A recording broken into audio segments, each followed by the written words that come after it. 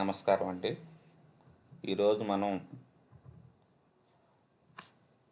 Gmail ఉపయోగించి Google documents ఎలా create చేస్తారనేది నేర్చుకున్నాం.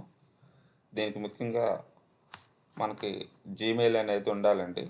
మనకు ఇంటర్నెట్లో google.com అని కొట్టేసేసి మన జీమెయిల్ ఓపెన్ చేసిన తర్వాత మనకి ఇక్కడ గూగుల్ యాప్స్ అనేది ఉంటాయి. గూగుల్ యాప్స్లో ఫస్ట్ అనేది డాక్యుమెంట్స్ అండి, డాక్స్ అని ఉంటాయి. ఇక్కడ ఆ డాక్ అనేది ఓపెన్ చేయాలి. మనం నిన్న క్లాస్లో చెప్పినట్టుగా మనం కొత్తది తీసుకోవాలి కాబట్టి గూగుల్ షీట్లో లాగా ఇక బ్లాక్ డాక్యుమెంట్ అనేది తీసుకుంటాం. ఫస్ట్ దేనికైనా మనకి ఎక్సెల్లో కానీ కోడ్లో కానీ మనం ఏం వర్క్ చేస్తున్నది ఫస్ట్ ఫైల్కి అనేది నేమ్ ఇచ్చుకోవాలండి.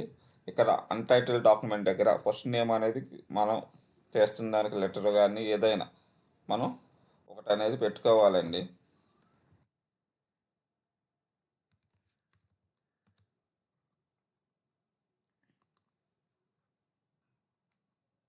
ఇది నెట్ ఉన్నంత వరకు ఆటోమేటిక్గా మనం వర్క్ చేస్తూ ఉంటే ఆటోమేటిక్ సేవ్ అయ్యిద్ది. ఏదన్నా కరెంట్ పోయినా కూడా మనం ఎంత వెతకైతే చేసామో అంతవరకు సేవ్ అయి ఉండిద్ది. ఇక మనకు కావాల్సింది టైప్ చేసుకోవచ్చండి.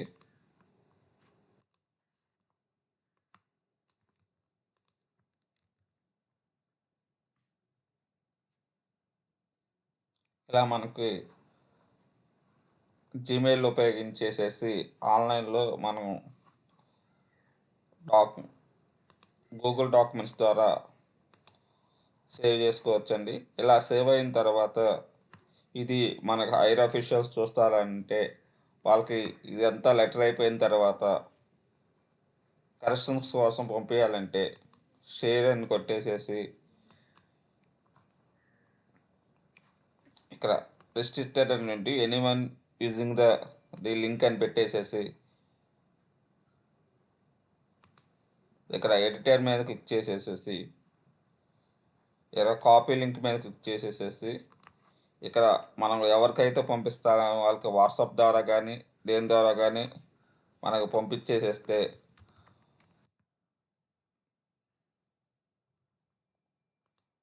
మనం ఇక్కడ ఏమైతే చేంజెస్ చేస్తున్నామో సేమ్ వాళ్ళకి కనిపిస్తూ ఉంటాయండి.